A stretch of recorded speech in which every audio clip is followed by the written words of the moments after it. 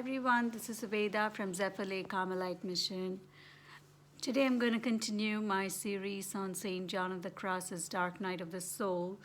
In my last video, we saw chapters 1 through 7 of Book 1, and John of the Cross was using the 7 capital sins to help beginners understand that they are still in need of further purification. And today I'm going to cover chapters 8, 11, and 14, and there is a reason why I'm doing that.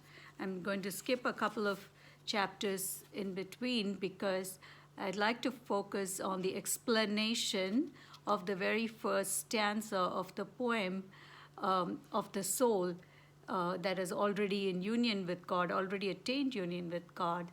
And so he explains this first stanza in these chapters 8, 11, and 14.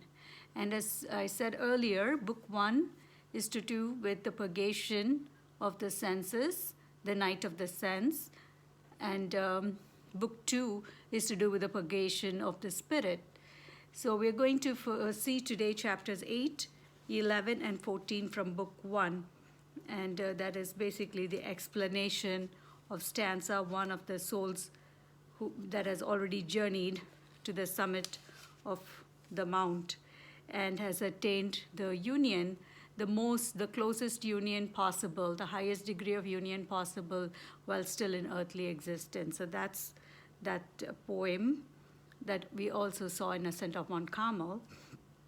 And the very first verse of stanza 1 is explained in chapter 8, and that is 3 simple words: one dark night.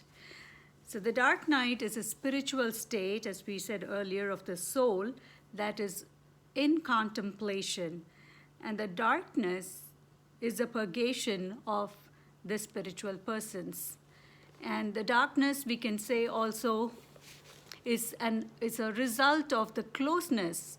And he's not talking about that in this particular chapter, but we know from his previous book, Ascent of Mount Carmel, that this darkness is also a result of the closeness or the nearness of the soul to God.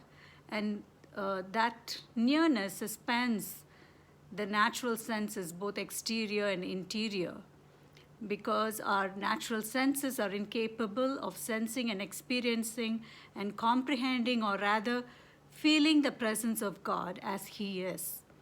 And when we are that close to God and we are truly experiencing His real, true presence, we are unable to feel that in a sensory way, both interiorly and exteriorly. And this is the nearest point that the soul can possibly attain to God while still remaining united with its natural body and in its earthly existence in this life. So in this chapter, St. John of the Cross dwells more on the darkness experienced by purgation of the senses.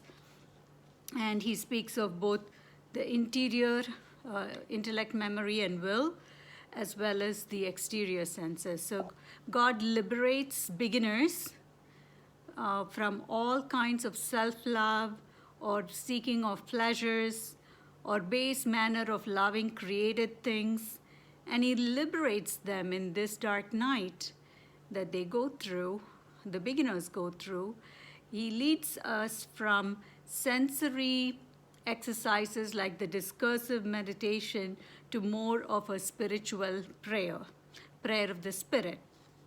And also He leads us from this kind of love for created things that are imperfect to a higher degree of loving created things out of divine love for God Himself. And beginners, through their human effort, have already prepared and have freed themselves from worldly attachments. And so now they experience God's action in their soul to further purify. So they no longer derive any satisfaction from these daily spiritual exercises and activities that they perform. And even their interior faculties, intellect, memory, and will, while they are in prayer are engulfed in darkness, that they don't feel the presence of God or the consolations from prayer. They even find prayer and prayer activities could even feel distasteful. And this happens only to it happens to beginners, but to beginners who are recollected enough, who will not backslide when they are faced with this darkness or this aridity. So, God only allows those who are prepared and who are able to sustain to experience this. And many people experience this. This is a very common experience, and many people have written about it. Whereas the purgation of the Spirit, that is something St. John of the Cross says is very rare, and very few experience it, and very few people have written about it. But that is a spirit that he says everyone ought to go through in order to be prepared for the higher union that is possible even in this earthly existence with God. So that is what St. John of the Cross says in chapter 8. And, he says these souls are already detached from worldly things, and they've gained spiritual strength, already gained some spiritual strength in God. And so they are able to suffer this oppression or this dryness without backsliding. So it is at this point that God darkens all the light and closes the door and the spring of sweet spiritual water. And he references Revelation chapter 3, verse 8. And the interior senses of faculties are also engulfed in this same darkness. And so this occurs only to the recollected souls. And in stanza 1, in chapter 11, he speaks of the second verse, fired with love's urgent longings. So what does he mean by that? Fired with love's urgent longings. So the appetites of the senses is no longer found in the earthly sensory life, but it is fixed solely on spiritual life.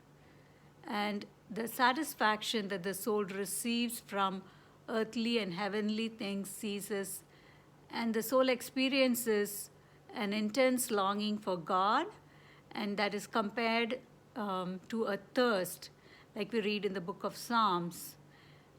It's a thirst that is so deep, it feels like the person's bones are drying up. And the person who's going through that, the souls that are going through that, even though they experience this dryness, they continue to serve God. And in spite of this emptiness or no satisfaction, no consolations, they are persevering. This is allowed by God so that God can purge the sensory part completely and produce or kindle in the spirit a thirst for that divine love of God that the soul has experienced and now it cannot feel. And so there is this thirst. The soul is freed of all its imperfections, and it attains infused virtues, and it becomes capable of experiencing God's divine love in a greater, to a higher degree. And the next verse, fired with love's, okay, that is the next verse. So the next verse is, this sheer grace. So that's the third verse in stanza 1. So the senses are purged, but it's the work of God. The human effort prepared itself and disposed itself or made itself receptive, but now it is sheer grace that God purges the senses of the person, both the exterior lower part of the senses as well as the interior higher part of the senses. They're all united with the spiritual part of the person, the very core of the person, with where God is united with the spirit at the very core. And everything that the person does at that point is for the love of God. Everything the person lives, breathes, moves for God alone. And everything benefited is given freely by God to the soul, without the soul's actual effort of the soul. And so that's why St. John of the Cross says, the sheer grace. Because everything that the soul gains, all the purgation is done through God's action alone on the soul. And so everything gained is a sheer grace. And that's why he says, the sheer grace. And then the next verse, I went out unseen. So the soul goes out of the imperfect, the feeble, limited ways of seeking God.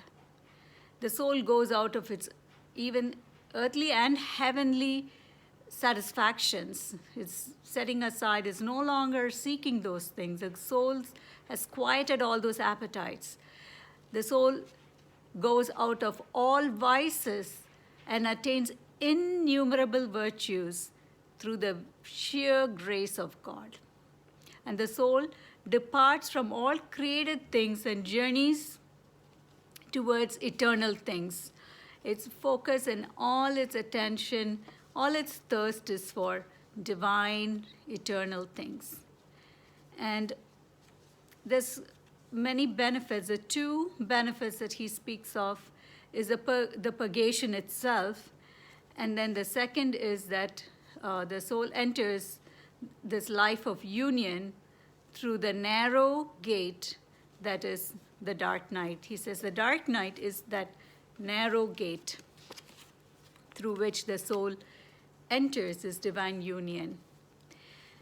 And the soul goes out through the narrow gate of the dark night of the senses to God in faith. Because there is no feelings of consolation or satisfaction, the soul solely relies on pure faith to go out of itself through this narrow gate into God himself. So this is the night of the sense that the soul passes through in order to then experience, after going out of through this narrow gate, the soul experiences or journeys towards a spiritual night. And that spiritual night is far more intense, and it is discussed in Book 2. And in the chapter 14, St. John of the Cross speaks about the last stanza of that, last verse of the first stanza of that poem. It has 5 verses, so he speaks of the 5th verse.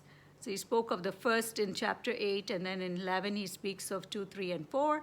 And then in chapter 14 he speaks of the 5th verse. I went out unseen, that was where we ended. My house being now all still. So that's the last verse, the 5th verse. My house being now all still. What does it mean? The house of the senses, both interior and exterior, is stilled, and the soul enters or begins its journey that leads to the purgation of the spirit, or rather is ready and waiting for that purgation of the spirit. And the night of the spirit comes next in order for the soul to reach divine union. So the sensory night precedes the spiritual night. Just like like the phases that we have, the soul goes through these phases.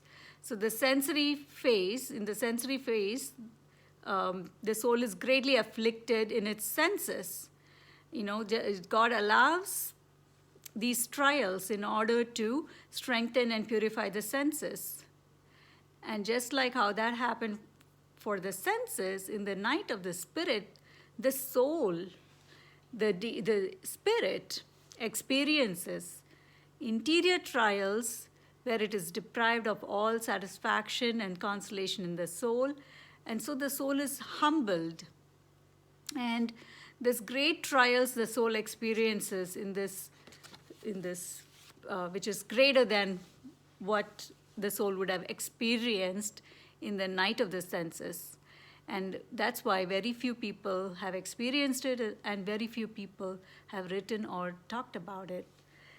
So through this, the soul is humbled and is prepared for the exalted divine union of the soul with God. So anyway, in chapters that we skipped, 9, 10, and 13, St. John of the Cross, he reflects on, in chapter 9, he will speak about the signs a person will experience. How do you know, like what signs to observe to know if maybe you're experiencing the sensory night of purgation? And then in chapter 10, he will discuss about, okay, now that you know you're experiencing it, how should you respond and would you conduct yourself if you're going through the dark night? And in chapter 13, that is of, again, book 1, he will discuss the benefits that the night causes in the soul.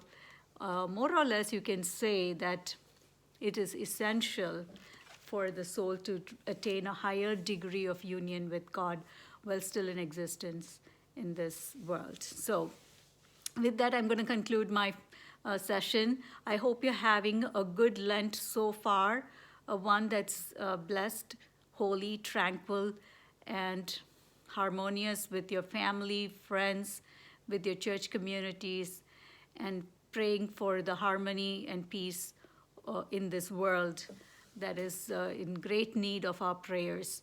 So that's my prayer for Lent. My prayer for Lent is to pray for world peace, and for myself to be persevering in whatever resolutions that I have taken for Lent, and to continue it even beyond Lent into Easter season and my normal way of life.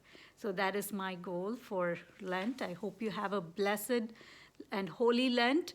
Thank you for watching, and have a good night.